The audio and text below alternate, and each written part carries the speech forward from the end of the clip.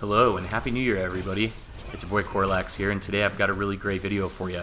Recently I've been putting out a lot of guides and I've had a lot of people asking me, where's your quest log, what's the rotation, etc. Well, recently they just increased the abyssal token cap from 20k to 40k, and I know a lot of people are out there grinding, so I wanted to give you guys the best solo farming builds for a whole bunch of different weapons, so no matter what class you're playing, you should learn something in this video. We're going to go over the sword and shield, great sword, the wand, and even the spear. I've spent quite a bit of time with each of those weapons, and I've got great rotations for you to solo farm any of the open world dungeons, and I'm going to share all those builds with you today. I'll also include all the timestamps so you can just jump ahead to whichever class you are and learn the rotation that you need. Again, a lot of these skills should be universal with other different weapons, so you should learn something in this video. Let's go ahead and jump into it. Appreciate it, guys. Let's start the new year right. And a quick side note before we start, do not forget food, guys. It's really easy to cook. They throw materials at you. The food will make your life so much easier, especially if you're doing solo. Anything like the cookie, the sponge cake, it just gives you a ton of HP regen. I promise it's going to make your life so much easier, especially if you're doing solo. And do not forget your books and your fruit. Exactly, it's going to boost all your mastery gain, etc.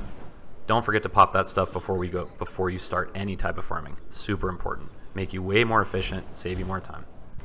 Also, guys, make sure to reset your stat points when you're farming, okay? It's really important. You don't need a ton of perception, right? The PvE mobs don't have a ton of evasion, etc. So I would try to give yourself more HP. I like to give myself a little bit of fortitude, get that little bit of extra defense, etc. It's worth it to just switch your stat points super quick, doesn't take long, and it helps out a lot. Let's go ahead and start with sword and shield because, hey, it's tank and liberty after all. And keep in mind, some of this information may get repetitive because we're going to be looking at multiple different weapons and classes, okay? So starting with the sword and shield, it has one of the best abilities, hands down, for farming open world, and it's because of this specialization that you can throw and provoke right here. This is major against fighting PvE. It's going to increase your damage so much when you use this on monsters, hence dropping giant mobs, groups of mobs, much faster.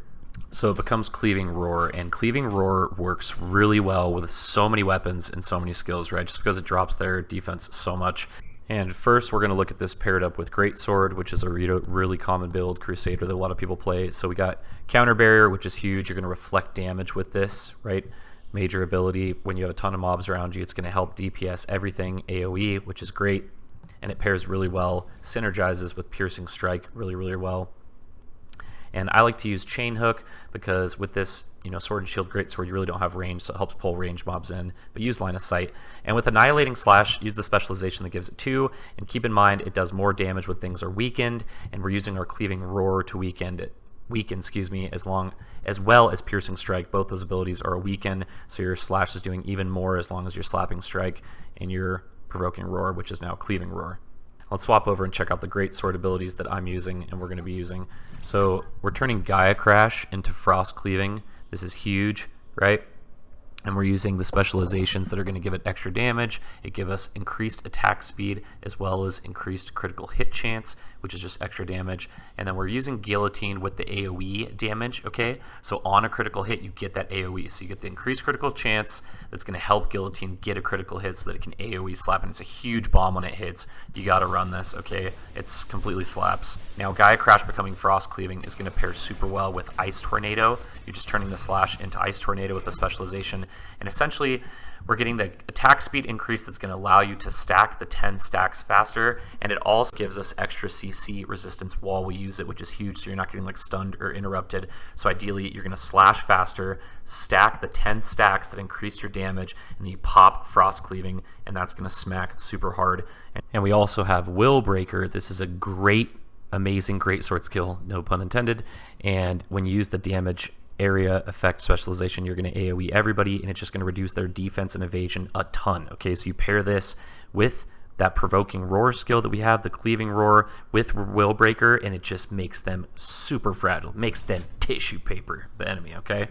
So ideally, you're going to want to slap those first, and then you go ahead and use your Tornado. You have the CC resistance. And then Da Vinci's Courage is just nice because it gives us an extra heal and even more attacks, okay? And then I have Smite on, which is just nice because you get an extra AoE slap out of that, but you could really interchange that with any skill that you like. And let's take a look at passives here. We have Resilient Mind, which is going to help a lot with our mana. We have Spectrum of Agony, which is going to help increase our Provoking Roar, help it last longer. We have some extra defense here just to help us be a little more tanky, get that extra HP, which is going to be nice, as well as some more extra crit chance, which helps out with the more damage. Basically, you know, be as tanky and extra damage as we can. And then I like to also run Victor's Morale, which also helps with my mana regen as well. That covers most of the really important skills in my opinion for SNS Greatsword. Now let's look at the actual gameplay of that. Here's Island, and I'll show you how that works. Keep in mind, while you're running Crusader, you don't really have a lot of range pulls, so line of sight is your friend. You can wrap mobs and get behind a wall to get those ranged characters to come near you, but I also run Chain for that reason, just to make it easier. I like to pull them in. So ideally, you're going to wrap them all up, use your counter barrier, use your Piercing Strike to apply Weaken. Okay, then from there you can apply your Provoking Roar, your Will Breaker, get their defenses super low, then boom, pop Da Vinci's, get that extra attack speed, start slashing like crazy. As soon as you see that they have the debuff, you can go ahead and pop your Crash, boom, they should be gone. If not, you guillotine them, and then again, you could guillotine a little bit earlier before the slash, but guillotine away, you're going to get a huge AoE damage. That should clean them all up, and then, you know, the other skills you can interchange with what you like. I like to run Smite and then the Stun just in case, give me a little bit of extra survivability. And that's pretty much how that works, okay? Any questions, feel free to drop them down and I'll do my best to answer them. Now let's move on to some of Wand. I'm going to show you Wand paired up with SNS, but keep in mind that Wand abilities can be paired with any other weapon, so you can ideally do this with tons of other weapons.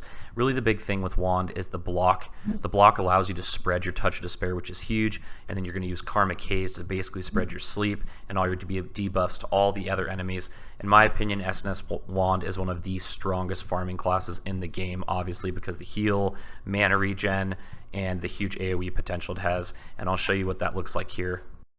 You're essentially going to swap to your wand so you can get that range pull, get all the enemies together. You can pull a ton if you really want to, and essentially what you're using is you're going to use Karmic Haze to spread your sleep. So you're going to select one enemy, pop your curses on them, give them the debuff, and spread that sleep and debuff to every other enemy.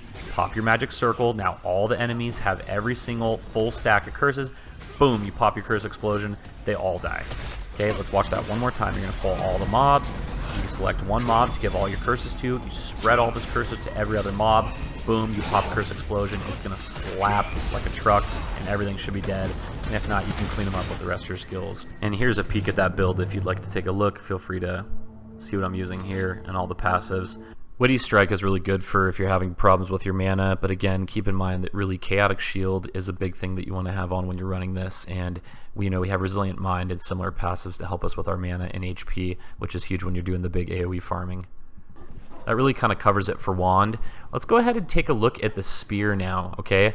I'll show you my SNS Spear. Again, I pair a lot of this, but I also have a great Sword Spear, which works incredibly well, which we'll go through. But let's take a look at the Spear and it with SNS. Again, this is an incredibly good one. I run this a lot. I switch them up just to keep the playstyles fresh, but I really enjoy this build. It works really well, and it's super fun to play.